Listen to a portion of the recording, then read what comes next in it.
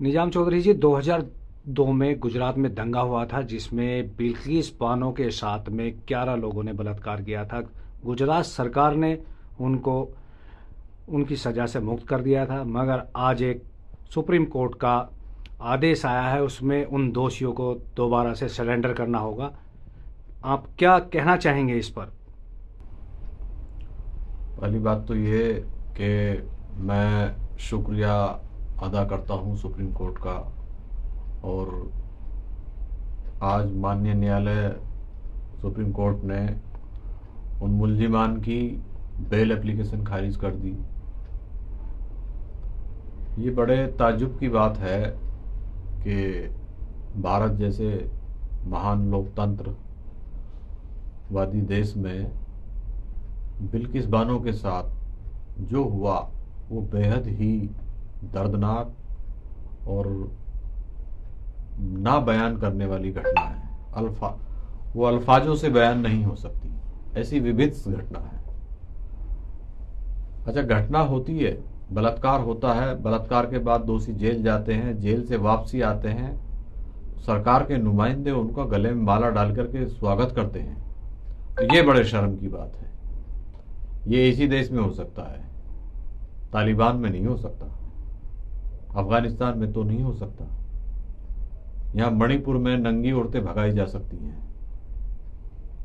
यहाँ औरतों को तंदूर में जिंदा जलाया जा सकता है, यहाँ बलात्कार के बाद बलात्कारियों को सम्मानित किया जाता है।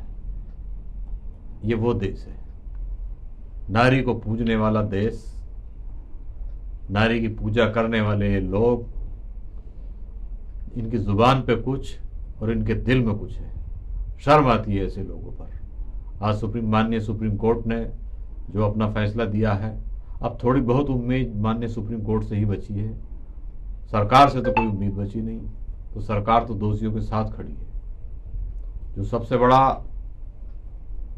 बेईमान है, जो सबसे बड़ा फ्रॉड है, वो जैसे ही भारतीय जनता पार्टी में जाता है वो दूध का धुला हो जाता है।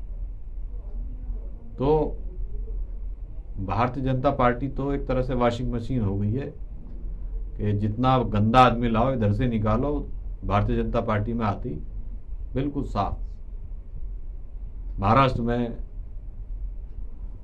जो एक डिप्टी सीएम बनाए, बताइए, पहले उन पर कई हजार करोड़ का भ्रष्टाचार लगा, बाद में जब वो पार्टी में आ गए तो वो साफ सुथरे हो गए। तो ये सरकार लोकतंत्र को नहीं मानती, लोगों की भावनाओं को नहीं मानती, ये केवल हिंदू मुस्लिम दंगे कराना जानती है और दंगों पे ही ये टिकी हुई है।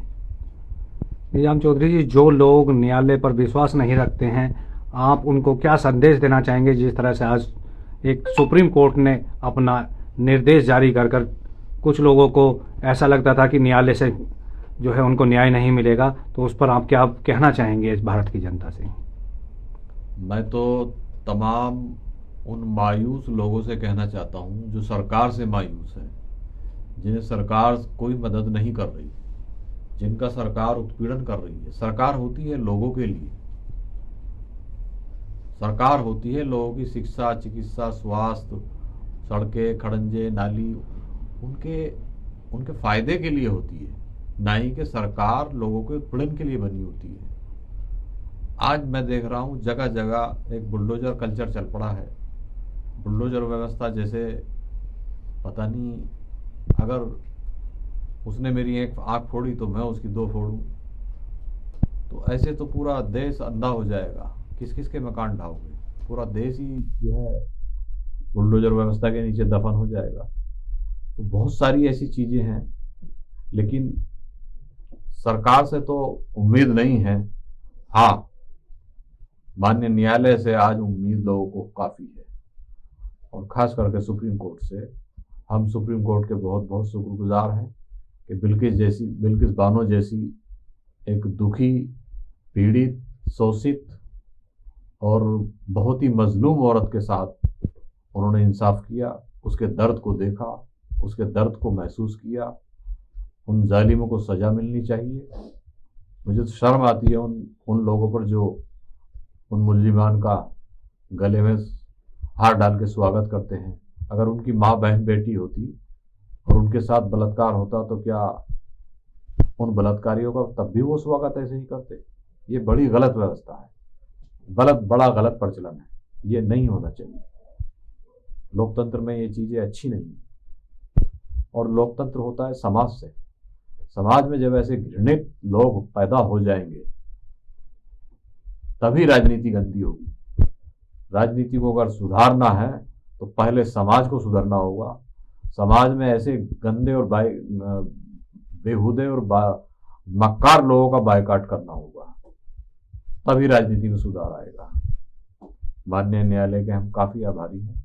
बिल्किस बानो को न्याय मिले, यही पूरी उम्मीद।